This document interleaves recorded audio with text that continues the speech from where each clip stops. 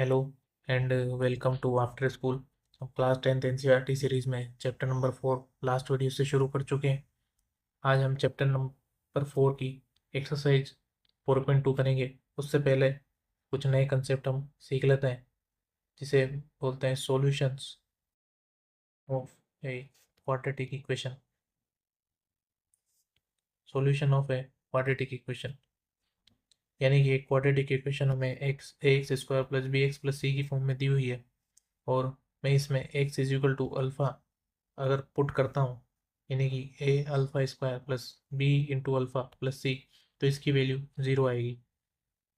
यानी कि एक्स की वो वैल्यू जिस पर क्वाड्रेटिक इक्वेशन ज़ीरो हो जाती है उसे सॉल्यूशन कहते हैं, या इसे हम रूट्स भी कह सकते हैं। रूट्स ऑफ क्वाड्रेटिक इक्वेशन, इसे ही हम जीरोज ऑफ क्वाड्रेटिक इक्वेशन भी कह सकते हैं। जीरोज, रूट्स और सॉल्यूशन इंटरचेंजेबली यूज़ किया जा सकता है। और एक क्वाड्रेटिक इक्वेशन की टू रूट्स होती हैं, और या फिर हम कहें तो टू जीरोज या टू सॉल्यूशंस होते हैं। हम ये चैप्टर नंबर 2 में ऑलरेडी देख चुके हैं। एक्स का जो हाईएस्ट पावर होती है उतनी ही जीरोस उस पोलिनोमियल की निकल कर आती है। तो यहाँ पर हाईएस्ट पावर एक्स स्क्वायर है, यानी कि टू रूट्स या टू जीरोज हमें देखने को मिलेगी। हम पहले भी क्वाड्रेटिक इक्वेशन की जीरोस निकालना सीख चुके हैं।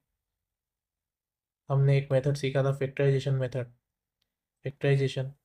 मेथड, जिससे कि हमने क्वाड्रेटिक इक्वेशन की जीरोस निकाली थी। आज भी हम वही मेथड यूज़ करने वाले हैं, जैसे कि आपके एग्जाम्पल नंबर 4 में दिया हुआ 6x² minus x minus two is equal to zero. इस मेथड में जो मिडिल टर्म होती है, हमें इसको इस तरह से ब्रेक करना होता है कि उसका सम उसका सम जो दो टर्म में हम ब्रेक करेंगे, जो स्प्लिट करेंगे हम, उसका सम तो जो है मिडिल टर्म के इक्वल हो, मिडिल टर्म के इक्वल हो, और उसका हम प्रोडक्ट करें उन दोनों नंबर्स का, तो वो फर्स्ट और लास्ट टर्म के इक्वल हो। एक बार हम इसे करके देखते हैं। जैसे कि हमारी स्क्रीन पर 6x² minus x minus to लिखा हुआ है, तो फर्स्ट और लास्ट टर्म का प्रोडक्ट आ रहा है 6x² into two is 12x²। और मिडिल टर्म को हमें इस तरह से ब्रेक करना है कि उसका जो मल्टीप्लिकेशन है वो 12x² है, लेकिन उसका सम मिडिल टर्म के इक्वल हो। तो 12 होता है 4 इंटू 3, 12 होता है 4 इंटू 3। अगर मैं मिडिल टर्म को 4 और 3 के रूप में तोड़ दूँ, 4x माइनस 3x, तो ये निकल के आएगा x। लेकिन हमें जो क्वेश्चन है उसमें x के आगे माइनस दिया हुआ है, तो हम इसका साइन इंटरचेंज कर देते हैं, और मैं इसे -4x प्लस 3x लिख देता हूँ।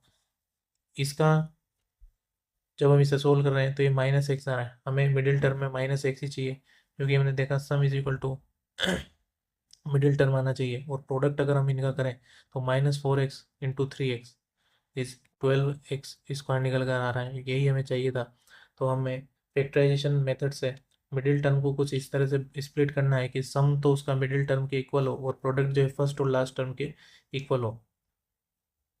जब हमने देख लिया यहाँ पे -4 और -3 के रूप में हमें टर्म ब्रेक करनी है, तो हम इसे लिखते हैं 6x² minus 4x plus 3x minus two is equal to zero. यहाँ पर फर्स्ट और सेकंड टर्म में 2x कॉमन आ रहा है। अगर मैं 2x कॉमन लेता हूँ तो बचेगा 3x। यहाँ पर से अगर मैंने 2x कॉमन लिया तो बचेगा 3x। उसके बाद में अगर मैंने 2x यहाँ से कॉमन ले लिया -4x में, तो यहाँ बचता है 2 प्लस का साइन। और यहाँ पर इन दोनों टर्म में कुछ भी कॉमन नहीं आ रहा है, कुछ भी कॉमन नहीं आ रहा है, इसका मतलब यहाँ पर 1 हम लिख सकते हैं। तो वही लिखेंगे 1, और 3x minus two is equal to zero. फिर से कॉमन आ रहा है 3x-2 और 3x-2, तो हम 3x-2 को कॉमन लेते हैं, 3x-2, और बची हुई term 2x+1 is equal to zero. अगर किन्हीं दो टर्म का मल्टीप्लिकेशन ज़ीरो है तो वो दोनों टर्म इंडिविजुअली ज़ीरो हो सकती है। अगर कोई नंबर a और b is equal to zero आ रहा है, तो या तो a ज़ीरो होगा या b ज़ीरो होगा। तो यहाँ पर भी यही कंडीशन है, या तो 3x minus two is equal to 0 होगा या फिर 2x plus 1 is equal to 0 होगा। जब हम इसे सोल्व करते हैं तो 2 साइड चेंज करेगा तो 3x is equal to 2 and x is equal to 2/3। जब हम इसे सोल्व करेंगे तो 2x इज इक्वल टू -1 और x इज इक्वल टू -1/2। तो हम यहाँ पर देख रहे हैं कि हमारे पास में x के दो सॉल्यूशन आ गए, x के दो सॉल्यूशंस आ गए जिन पर जो इक्वेशन हमें दी हुई थी 6x² minus x minus to ये जीरो हो रही है। तो x की वो दो वैल्यूज़, इन्हें हम जीरोज़ भी कह सकते हैं, इन्हें हम रूट्स भी कह सकते हैं और इन्हें हम सॉल्यूशन भी कह सकते हैं। तो हमने x की इसी दो वैल्यूज़ निकाल ली जिस पर क्वाड्रेटिक इक्वेशन जीरो हो रही है। इसके बाद में अगला एग्जाम्पल देखते हैं। एग्जाम्पल में लिखा हुआ है 3x² minus 2√6x plus 2 is equal to 0। जब हम फर्स्ट और लास्ट टर्म को मल्टीप्लाई करते हैं तो 3x² इंटू 2 इज 6x²। तो हमें -2√6x को इस तरह से ब्रेक करना होगा कि उसका प्रोडक्ट 6x² आए, सम -2 इंटू √6 आए। तो यहाँ पर हमें दिख रहा है ये 2 इंटू √6 है माइनस के साथ में, तो यानी कि √6 और √6 को अगर हम जोड़ दें तो 2√6 बनता है। लेकिन यहाँ पर साइन माइनस दिया हुआ है इसलिए हमें -√6 और -√6 लिखना होगा। एक बार इनका प्रोडक्ट करके देखते हैं, पीछे x आएगा ही, तो दोनों का प्रोडक्ट अगर हम करें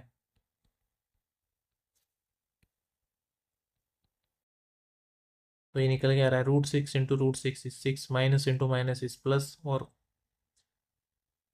x into x is x²। हमें यही चाहिए था, हमें यही चाहिए था, यानी कि जो हमने स्प्लिट किया है वो सही किया है। हमने -√6 और -√6 की फॉर्म में मिडिल टर्म को स्प्लिट कर लिया। तो हम इसे लिखते हैं 3x² minus √6x minus √6x plus 2 is equal to 0। अब हम देख रहे हैं कि हमें डायरेक्टली यहाँ पर नज़र नहीं आ रहा है कि कुछ टर्म कॉमन आ रही है या नहीं आ रही है। हमें √6 को √2 इंटू √3 भी तो लिख सकता हूँ। अगर मैं इसे इस तरह से लिखूँ 3x² minus √2 into √3x minus √2 into √3x plus 2 is equal to 0। अब मैं देख रहा हूँ यहाँ पर √3x कॉमन आ रहा है। अगर √3x कॉमन आ रहा है तो यहाँ पर बचेगा √3x। यहाँ से हमने √3x कॉमन ले लिया है यानी कि यहाँ पर सिर्फ √2 बच रहा है। अगेन अगली टर्म में हम कॉमन देखते हैं लेकिन हमें यहाँ पर कुछ भी कॉमन नहीं दिख रहा है, तो 1 सब में कॉमन होता है। और अब अगर हमने यहाँ से -1 कॉमन ले लिया तो बचेगा, सॉरी, अगर यहाँ पर हमें √2 कॉमन दिख रहा है, हमें √2 कॉमन दिख रहा है, अगर √2 कॉमन दिख रहा है तो यहाँ बचेगा √3x और हमने माइनस में √2 को लिया है इसलिए यहाँ पर बचेगा -√2, जिससे कि -√2 और -√2 मिलके +2 बना दे। यही हमें यहाँ पर चाहिए। फिर से हम कॉमन लेते हैं, √3x माइनस √2 कॉमन आ रहा है और बचा है -√3x माइनस √2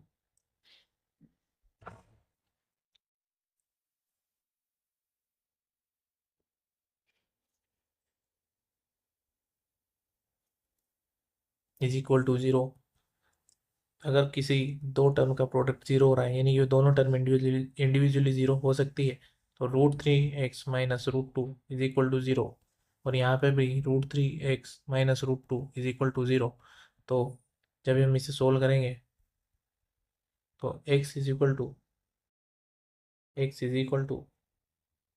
√2/√3 आएगा और हम इसे इस तरह से लिख सकते हैं। इधर भी यही टर्म है, तो √3x is equal to √2 which means x is equal to √2/3। यहाँ पर x के दो सॉल्यूशंस निकल गया है लेकिन x के जो दोनों सॉल्यूशन है अल्फा और बीटा वो दोनों इक्वल है। Alpha is equal to beta, alpha is equal to beta, यानी कि दो रूट्स तो आए हैं लेकिन दोनों रूट्स इक्वल रूट्स आए हैं। तो इस तरह से हमने फैक्टराइजेशन मेथड करके दो एग्जाम्पल देखें। अब हम सीधा एक्सरसाइज पर चलते हैं। Exercise 4 exercise 4.2। पहला क्वेश्चन लिखा हुआ है find the roots of following quadratic equation by factorization. हमें फैक्टराइजेशन यूज करके रूट्स निकालनी है। X square minus 3x minus 10 is equal to 0। First और लास्ट टर्म का प्रोडक्ट आ रहा है -10x²। तो हमें जो मिडिल टर्म है इसे इस तरह से ब्रेक करना होगा। -5x प्लस 2x अगर मैं करूँ तो इनका सम -3x आ रहा है, और मैं इनका प्रोडक्ट करूँ तो -10x² आ रहा है।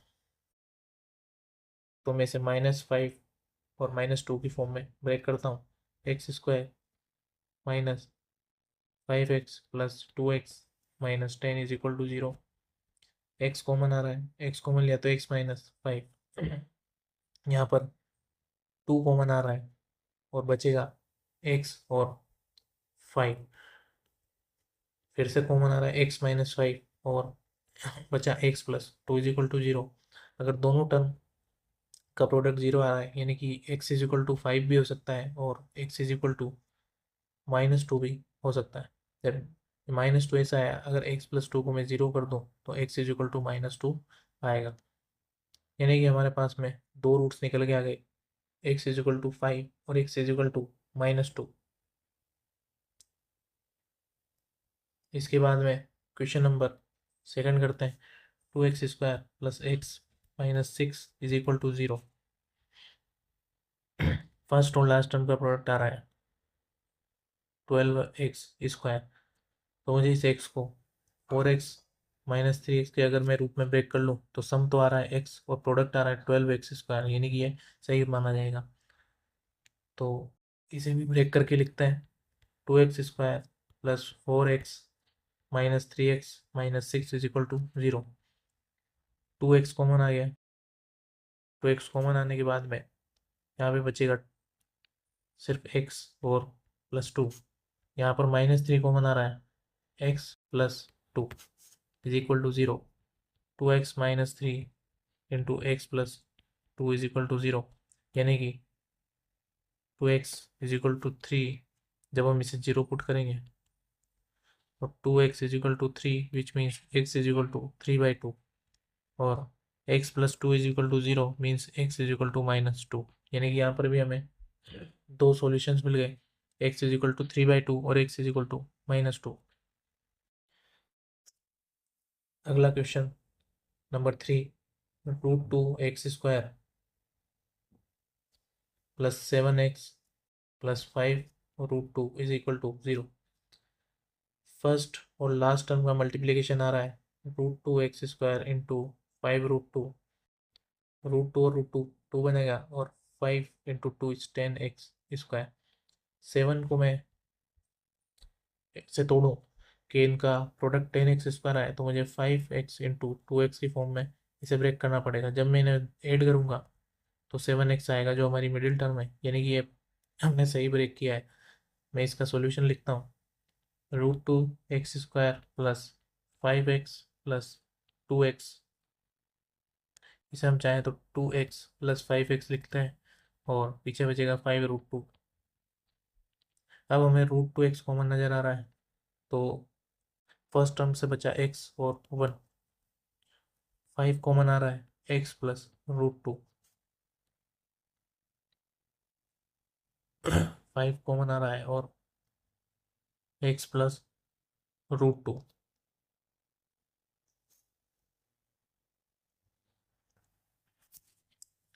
एक्स प्लस √2, हमने यहाँ पर एक मिस्टेक कर दी है, हमने √2x कॉमन लिया है। फर्स्ट टर्म में √2x कॉमन लिया है तो x तो यहाँ से आ गया, लेकिन यहाँ पर 1 नहीं, यहाँ पर आएगा √2। यहाँ पर आएगा √2, जिससे कि √2x into √2 is equal to 2x। तो यहाँ पर हमने √2 लिखना था, वहाँ पर गलती से 1 लिख दिया गया है। आगे सोल्व करते हैं। x प्लस √2 कॉमन आ रहा है और √2x plus 5 is equal to 0, यानी कि या तो x इज इक्वल टू -√2 होगा या फिर x इज इक्वल टू -5/√2 होगा। x इज इक्वल टू -5/√2 हो सकता है। इसके बाद में क्वेश्चन नंबर 4 और क्वेश्चन नंबर 5 भी इसी तरह से हम कर सकते हैं। हमें मिडिल टर्म को ब्रेक करना है और उसे इस तरह से ब्रेक करना है कि उसका हेड तो जब हम उसे ऐड करें तो वो मिडिल टर्म के बराबर है, और उसका प्रोडक्ट करें तो फर्स्ट इंटू लास्ट टर्म के बराबर है। हम अगला क्वेश्चन करते हैं। Solve the problem given in example 1। हमने लास्ट वीडियो में एग्जाम्पल 1 किया था, उसमें हमने एक इक्वेशन बनाई थी, हम उसको देख के उसे सोल्व करते हैं। तो एग्जाम्पल 1 जो हमारा था वो था जॉन एंड जीवंती वाला एक एग्जाम्पल था, जिसको हमने कल सोल्व किया था, और इसकी एक इक्वेशन बनी थी। इस इक्वेशन में हमने उसे इस तरह से छोड़ दिया था कि हम उसे लेटर ऑन सोल्व करेंगे। तो उस इक्वेशन को हम आज सोल्व करके देखते हैं। अब इक्वेशन हमारे पास नहीं है, तो हम एक बार फिर से इक्वेशन इसकी बना लेते हैं जो हमने कल बनाई थी, और आज वापस से उसे सोल्व कर लेते हैं। तो सबसे पहले एग्जाम्पल 1 में दिया हुआ था जॉन एंड जीवंती है 45 मार्बल्स। तो हमने अज्यूम किया था लेट जॉन है एक्स मार्बल्स एंड जीवंती है 45 minus x marbles. Both of them lost 5 marbles each and the product of number of marbles they have now is 124। तो अगर दोनों 5 मार्बल लूज करते हैं तो जॉन के हो जाएंगे x माइनस 5, और जीवंती हो जाएंगे 45 माइनस एक्स माइनस 5। जब हम इन दोनों का प्रोडक्ट करेंगे तो दिया हुआ है 124। इसे हम सिंप्लीफाई करके लिखते हैं 45 minus 5 40 minus x is equal to 124। X का मल्टीप्लिकेशन 40 से भी होगा और माइनस एक्स से भी होगा, तो 40x minus x square 5 into 40 minus 200, और -5 माइनस एक्स का multiplication is plus 5x is equal to 124। 40x plus 5x 45x, और -200 माइनस 124 इज इक्वल टू 0। तो -200 और -124 इज -324। पूरी इक्वेशन में माइनस से मल्टीप्लाई करने पर हमें मिलेगा इज इक्वल टू 0। ये हमारी इक्वेशन है जिसे हमें सॉल्व करना है। हमें मिडिल टर्म को इस तरह से ब्रेक करना है कि उसका प्रोडक्ट फर्स्ट और लास्ट टर्म के इक्वल आए। प्रोडक्ट बहुत बड़ा दिख रहा है हमें 324 एक्स स्क्वायर, तो हमें 45 को इस तरह से ब्रेक करेंगे कि 324 आए। अब इसको हमें सोचना पड़ेगा कि अगर हमारा यूनिट डिजिट 4 है तो ये किसकी टेबल में आ सकता है। यूनिट डिजिट 4 किसकी टेबल में आ सकता है जब हम किस नंबर को मल्टीप्लाई करें कि यूनिट डिजिट 4 हमें मिले। तो हम देखते हैं 6 और 9 की मल्टीप्लिकेशन से, 7 और 2 की मल्टीप्लिकेशन से हमें यूनिट डिजिट 4 मिलता है। तो हम 6 और 9 देखते हैं। 45 को अगर हम ब्रेक करें तो -36x प्लस -9x अगर हम करें तो शायद 324 मिल जाएगा। एक बार करके देखते हैं। 9 × 6 36x इंटू 9x, 9 × 6 4 54, 5 कैरी 9 3 27 और 5।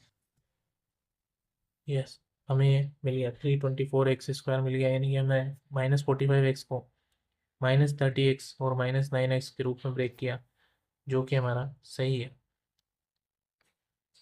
अगर सही है तो हम इसे लिखते हैं। यहाँ पर x कॉमन आ रहा है, x -36। यहाँ पर 9 कॉमन आ रहा है, बचेगा x प्लस 9 की टेबल में 324, 9 3 27, 5 4 9 6 54, यानी कि हमें यहाँ 6 लिख देंगे is equal to 0। x -36, sorry यहाँ पर 36 है, और -9 मैंने कॉमन लिया था, यहाँ पर माइनस का 36 आएगा, -36। x -36 कॉमन, बचेगा x -9 इज इक्वल टू 0। तो यहाँ से x इज इक्वल टू या तो 9 आएगा या x इज इक्वल टू 36 हमारा निकल कर आएगा।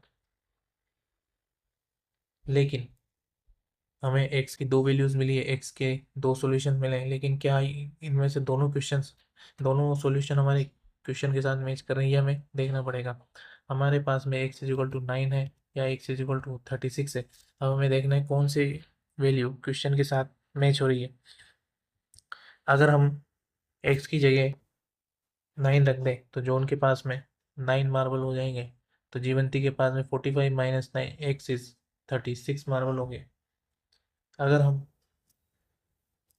जॉन के पास में 36 मार्बल रख दें तो जीवंती के पास में 45 माइनस 36 इज 9 मार्बल्स होंगे। और क्वेश्चन में ये नहीं दिया हुआ है कि जो उनके पास ज़्यादा मार्बल है या जीवंती के साथ, यानी कि यहाँ पर दो कंडीशंस निकलती है, या तो जोन के पास में 9 होंगे या 36 होंगे, और जीवंती के पास में या तो 36 होंगे या 9 होंगे। तो इस तरह से हमने क्वेश्चन सोल्व कर लिया है। हम वापस से एक्सरसाइज की तरफ जाते हैं और अगला क्वेश्चन करते हैं। Find the find two numbers whose sum is 27 and product is 182. Let a number be x। अगर सम 27 है तो अदर नंबर 27 माइनस एक्स होगा, क्योंकि दोनों नंबर का सम 27 है, तो एक नंबर एक्स है तो दूसरा 27 माइनस एक्स होगा, और प्रोडक्ट हमें दिया हुआ है x into 27 minus x is equal to 182। तो हमें दोनों नंबर निकालने हैं। X into 27 is 27 x, x into minus x x square. जी माइनस से मल्टीप्लाई करने पर इक्वेशन में कुछ इस तरह का देखने को मिलेगा।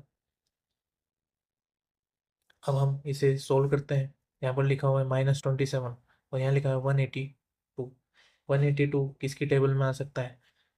यूनिट डिजिट टू कब क्रिएट होता है? जब 6 और 2 मल्टीप्लाई हो या 3 और 4 मल्टीप्लाई हो, तभी यूनिट डिजिट 2 क्रिएट होता है। यानी कि हमें इसे -27 को 6 2 का पेयर जिसका यूनिट डिजिट आ रहा हो और 3 और 4 का पेयर जिसका यूनिट डिजिट आ रहा हो, यानी कि नंबर इस तरह से हो सकते हैं 16 इंटू 12 13 इंटू 14। इस तरह से हमें इस -27 को ब्रेक करना है। लेकिन -27 16 और 12 के पेयर से नहीं बनेगा, 13 और 14 के पेयर से 13 प्लस 14 इज इक्वल टू 27 बन रहा है। क्या 13 इंटू 14 182 बन रहा है? ये भी हम चेक कर लेते हैं। 13 4 ज़ा 52 का 2, 13 1 ज़ा 13 और 5 18। यस, तो जो हमने इसे 13 और 14 के पेयर में ब्रेक किया वो सही किया था। तो x square minus 13x minus 14x plus 182। Sign दोनों में माइनस आएगा, जिससे कि इनका सम तो -27x हो, लेकिन जो प्रोडक्ट है वो पॉजिटिव निकले। x कॉमन, x माइनस 13, यहाँ पर 14 कॉमन, x और 14 से ये 13, 14 से ये 14 1 से 14 4 2 14 3 जा रहा है, तो यहाँ पर हमें 13 लिखना होगा, लेकिन माइनस के साथ। कॉमन आ रहा है x माइनस 13 और बचा x माइनस 14, यानी कि x की वैल्यू या तो 13 आएगी या फिर x की वैल्यू 14 निकल कर आएगी। हमने x की दो वैल्यूज निकाल ली, x इज इक्वल टू 13 या x इज इक्वल टू 14। तो अगर फर्स्ट नंबर हमारा 13 है तो सेकंड नंबर 14 होगा, और अगर फर्स्ट नंबर हमारा 14 है तो सेकंड नंबर 13 होगा। इसके बाद हम क्वेश्चन नंबर 4 करते हैं। Find two consecutive positive integer sum of whose squares is 365। तो फर्स्ट इंटीजर हम अज्यूम करते हैं, फर्स्ट इंटीजर भी x, तो सेकंड x प्लस 1 कंसेक्यूटिव दिया हुआ है, यानी कि x plus 1। Sum of whose square is 365, यानी कि उन दोनों के स्क्वायर्स का सम 365 होगा। यानी कि हमें इंडिविजुअल स्क्वायर लिखना होगा, x का स्क्वायर फर्स्ट इंटीजर का स्क्वायर प्लस x प्लस 1 का whole square is equal to 365। Solve करते हैं। X square a plus b का होल स्क्वायर यहाँ पर बन रहा है, इसका फॉर्मूला होता है a square plus 2ab plus b square.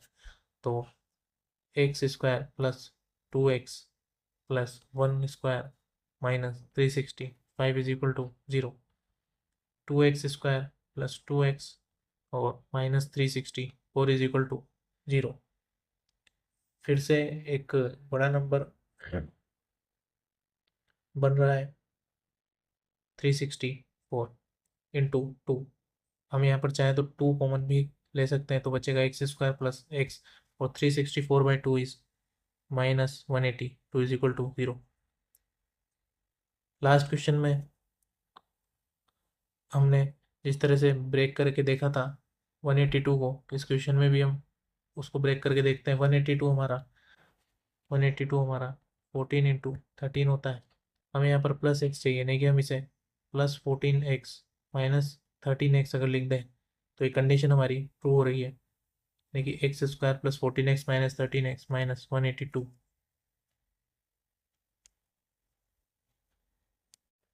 Is equal to 0। x common x + 14,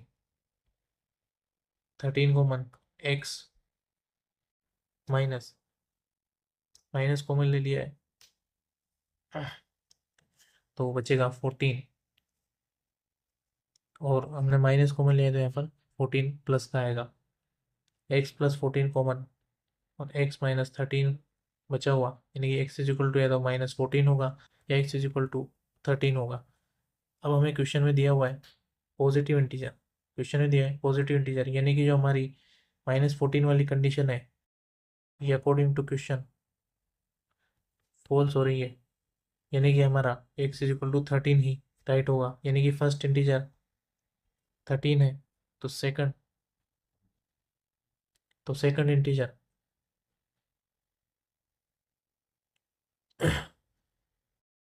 कितना होगा, सेकंड इंटीजर कितना होगा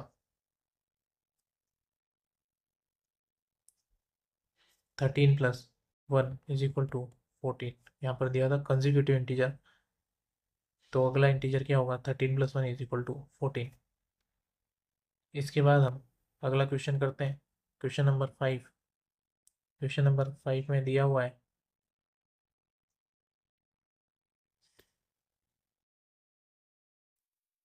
क्वेश्चन नंबर 5 में दिया हुआ है the altitude of right triangle is 7 centimetre less than its base, hypotenuse is 13 centimetre, find other two side. सबसे पहले तो हम एक राइट एंगल ट्राइंगल बनाता है कुछ इस तरह का। अब दिया हुआ altitude of right triangle is 7 centimetre less than its base. अगर हम let base of right triangle is x, तो एल्टीट्यूड कितना होगा x - 7। अगर ये बेस x है तो एल्टीट्यूड होगा x - 7, और हाइपोटेन्यूज दी हुई है 13, तो हम by Pythagoras theorem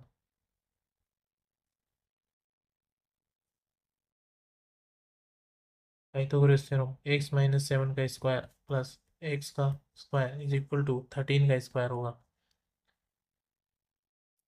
base square plus perpendicular square is equal to hypotenuse square.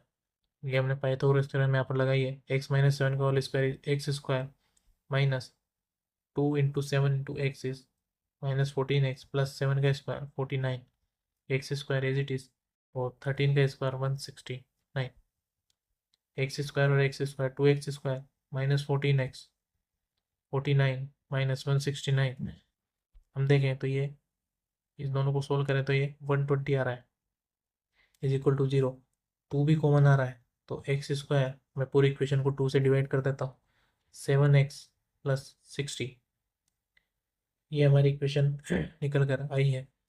हम देख रहे हैं फर्स्ट और लास्ट टर्म का प्रोडक्ट 60x² आ रहा है, तो हमें -7x को इस तरह से ब्रेक करना होगा कि प्रोडक्ट 60 आए और सम्स -7 आए।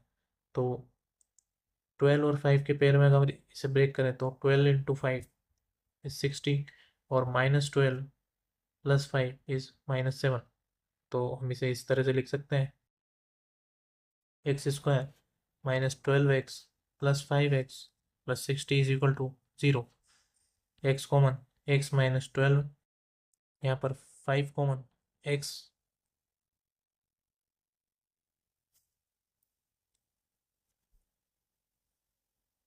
यहाँ पर एक साइन की मिस्टेक कर दी है हमने, जब ये 169 इस साइड आया था तो ये -169 हो गया था, तो -169 बड़ा होने -116 बड़ा होने के कारण यहाँ पर साइन नेगेटिव आएगा,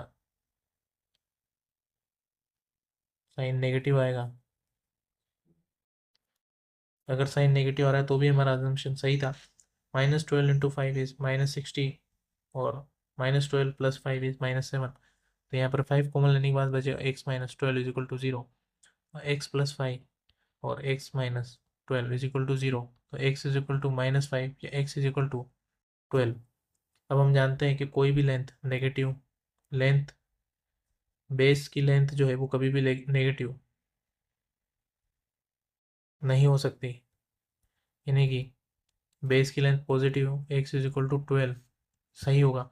अगर x is equal to 12 base है तो हमारी जो परपेंडिकुलर की लेंथ है वो बेस से 12 - 7 दी हुई है, विच इज़ 5, यानी कि परपेंडिकुलर 5 है और बेस 7 है।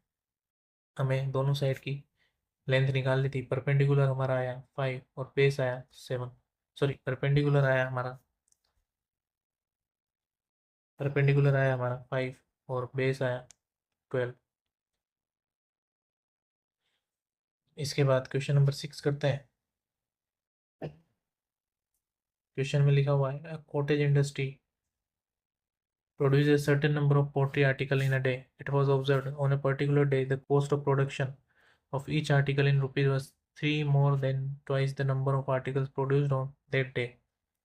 यानी कि हम सबसे पहले तो कुछ अज्यूम कर लेते हैं वेरिएबल को, लेट नंबर ऑफ आर्टिकल, क्योंकि हमें क्वेश्चन में find if the total cost of production on that day was 90, find number of articles produced and cost of each article। क्योंकि हमें नंबर ऑफ आर्टिकल्स और कॉस्ट ऑफ ईच आर्टिकल्स निकालना है तो किसी एक को अज्यूम कर लेते हैं, let number of articles be x. तो कॉस्ट ऑफ प्रोडक्शन कितनी होगी? It was observe that cost of production of each article was 3 more than twice the number of articles produced. Twice the number of articles produce में अगर हम 3 मोर कर दें तो हमें कॉस्ट ऑफ प्रोडक्शन की भी पर्टिकुलर डे की मिल जाएगी। If total cost of production on the day was 90 rupees, total cost होगी number of articles into cost for one article. और नंबर ऑफ आर्टिकल्स हमारे पास है x और कॉस्ट फॉर वन आर्टिकल है 2x + 3। जब हम इसे मल्टीप्लाई करेंगे तो टोटल कॉस्ट आएगी। Total cost according to question is 90। इसे अरेंज करके लिखते हैं x into 2x + 3 is equal to 90। x और 2x मल्टीप्लाई होगा 2x² बनाएंगे और x और 3 मल्टीप्लाई होगी 3x। जब 90 साइड आएगा तो उसका साइन चेंज होगा और -90 होगा। अब हमें वापस से वही करना है। 2 इंटू 90 इज -180, 2 इंटू 9 9 -90 इज -180। 3 को हमें इस तरह से ब्रेक करना है कि दोनों का जो मल्टी दोनों का जो प्रोडक्ट है वो -180 निकल कर आए। तो इसे हम ब्रेक करते हैं और देखते हैं 180 पीछे जीरो आ रहा है, पीछे जीरो आ रहा है यूनिट डिजिट में। तो यूनिट डिजिट में जीरो जब आता है जब कोई नंबर 2 और 5 या 4 और 5 की फॉर्म में लिखा हो या इस तरह से फॉर्म में लिखा हो, यानी कि एक नंबर इवन और एक नंबर ओड होगा।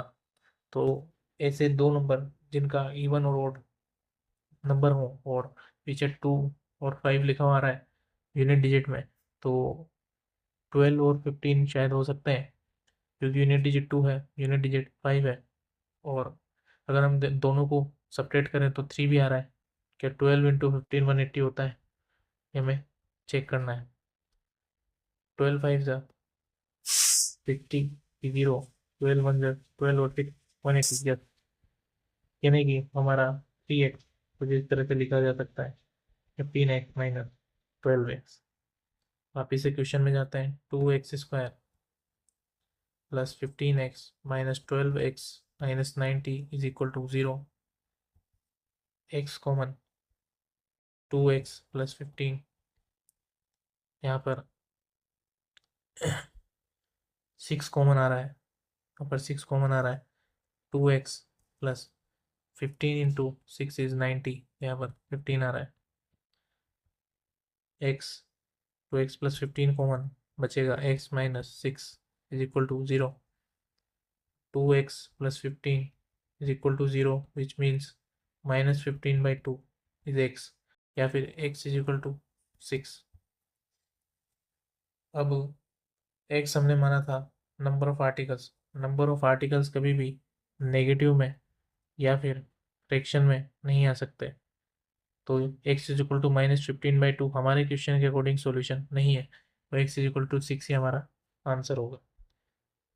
अब एक्स था नंबर ऑफ आर्टिकल्स, एक्स था नंबर ऑफ आर्टिकल्स, तो नंबर ऑफ आर्टिकल्स हमने निकाल लिए हैं 6। पूछ रहा है cost of each articles. Cost of each articles हमें 2x+3 फॉर्मूले से मिलेंगे, 2 × 6 + 3 यानी कि 15 हमारा जो है कॉस्ट ऑफ प्रोडक्शन होगा, और 6 जो है नंबर ऑफ आर्टिकल्स होंगे। इसी के साथ हमारी एक्सरसाइज नंबर 4.2 ख़त्म हो गई है, और अगले वीडियो में हम एक्सरसाइज नंबर 4.3 और उससे पहले उसके कुछ कंसेप्ट डिस्कस करेंगे। तब तक के लिए थैंक यू, और अगर वीडियो पसंद आती है तो शेयर करें, सब्सक्राइब करें, और कुछ कमेंट में आपको सजेशन देना है तो वो ज़रूर करें। Thank you.